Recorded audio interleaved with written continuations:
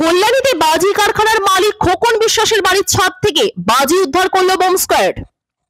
কল্যাণীতে ধৃত বাজি কারখানার মালিক খোকন বিশ্বাসের বাড়ির ছাদ থেকে উদ্ধার হলো প্রচুর পরিমাণ বাজি।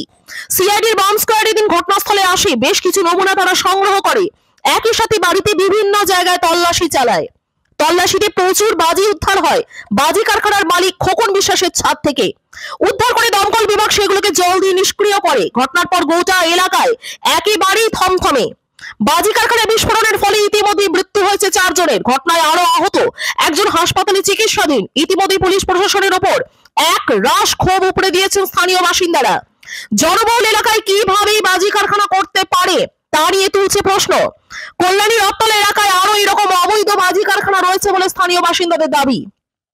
এরই মধ্যে কল্যাণী থানার পুলিশ বিভিন্ন জায়গায় হানা দিয়ে বেশ কিছু বাজি উদ্ধার করেছে। তারই মধ্যে প্রতিনিয়ত তদন্তকারী প্রতিনিধি দল খোকন বিশ্বাসের ভস্মীভূত কারখানায় আসছে তদন্তের স্বার্থে। সেই মতো সিআইডি বম্ব স্কোয়াড ঘটনাস্থলে এলে খোকন বিশ্বাসের বাড়িতে তল্লাশি চালাতে যায়। তখনই তার বাড়ির ছাদ থেকে মেলে বিপুল পরিমাণ বাজির ভান্ডার।